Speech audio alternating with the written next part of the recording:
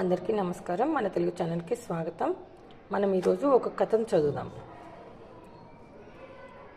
ఒక కాకి చెట్టు కొమ్మ మీద వాలింది. తను తెచ్చుకున్న మాంసపు ముక్కను తినసాగింది. అది చూచిన ఒక నక్క కాకి తినే మాంసపు ముక్కను తాను కొట్టేసి తినాలని అనుకుంది. కాకి ఉన్న చెట్టు కింద నిలబడి, కాకి కాకి నీవు బాగా పాడుతావట, ఒక పాట పాడవా అంది.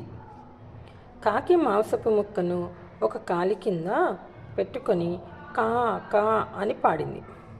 అబ్బా, ఎంత కమ్మగా పాడావు, కోయిల కంటే చక్కగా పాడావు అని పొగిడి మళ్ళీ నక్క కాకి కాకి నీవు బాగా నాట్యం చేస్తావట, చేయవా అని అడిగింది. అప్పుడు కాకి మాంసపు ముక్కను నోటిలో పెట్టుకొని నాట్యం చేసింది. నక్క కాకి తెలివిని చూసి ఆశ్చర్యపోయి, కాకి నీవు ఒకేసారి పాట పాడుతూ నాట్యం చేయవా, చూడాలని ఉంది అని అంది.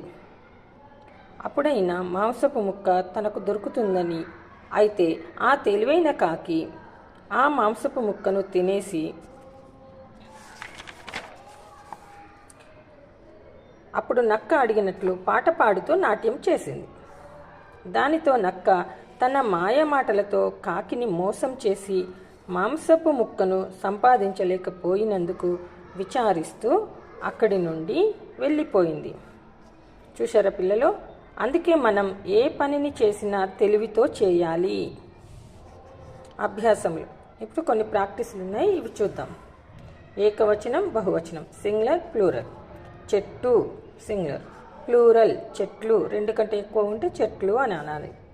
కాకి కాకులు, కీ వస్తే కు అని వస్తుంది. కాలు కాళ్ళు బహువచనం, నోరు నోళ్ళు అలా రావాలి. ముక్క ముక్కలు. ఇప్పుడు కొన్ని వ్యతిరేక పదాలు చూద్దాం. మీద క్రింద, విచారం ఆనందం. ఇలాంటి ఒత్తు వచ్చే పదాలను మరో 3 వ్రాయండి. చూడండి. చెట్టు వృక్షము, తరువు మహీజము. నక్క జంబుకం, గోమాయువు శృగాలం. వీటికి పర్యాయ పదాలు ఇవి. సేమ్. చెట్టు అంటే వృక్షము, తరువు మహీజము. నక్క అంటే జంబుకం, గోమాయువు శృగాలము. తెచ్చు అంటే తీసుకును, పొందు, సంపాదించు. కొమ్మ శాఖ, రెమ్మ, పట్టుగొమ్మ, స్త్రీ అని కూడా అర్థం వస్తుంది. పదాలకు మరో 2 పేర్లను రాయండి. కాకి